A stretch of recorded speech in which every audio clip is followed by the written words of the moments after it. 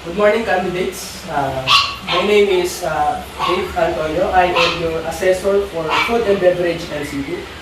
I would like to acknowledge the presence of Jelly Pantaleon, our AC manager, and Alvin Nasim, our test data representative. Express me your admission slip as I call your name. Christine Santillan, Mr. Rayon Castro,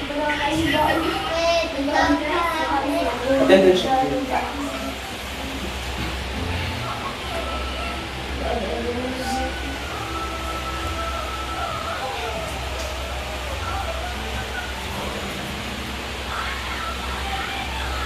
Thank you.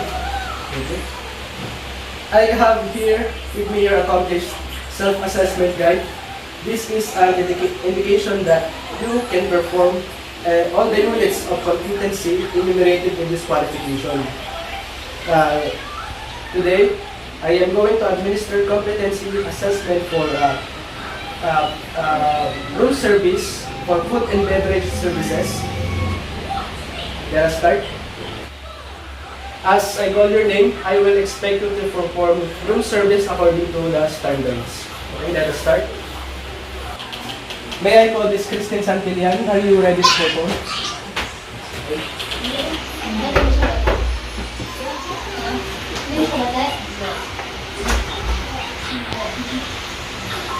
Good morning, sir. I am Christine. Are you done with your food, sir? Yes. Can I get the sandwich, sir? Yes, please.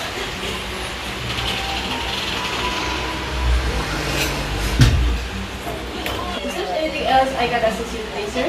No, Sir, thank you.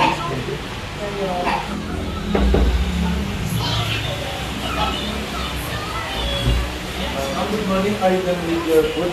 Yes. Can I take your plate, ma'am? Good. Ma'am, do you want to get your services now? Ma'am?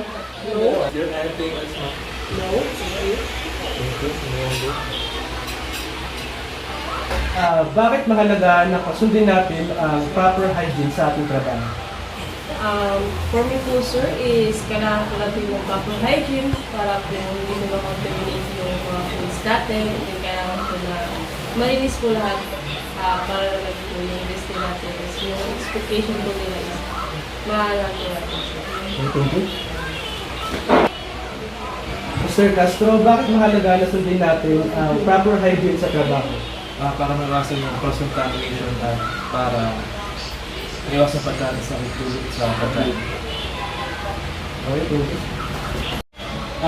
Nagawa mo naman ng maayos lahat ng tasks na pinapagawa ko sa inyo. Nasagot mo lahat ng tanong na tinanong ko sa iyo.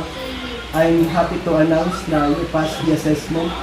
Yung certificate of completion ay isasend na lang through email. Congrats. Mr. Castro, Yes. nakita ko naman yung effort. Ginawa mo naman lahat ng task, but I'm sad to say na medyo kulang. Okay. Pwede ka naman mag-reassess ulit. I'm hoping na sa second chance na mag-reassess ka is you have improvement na. Okay. But for now, you are not yet competent. Sorry.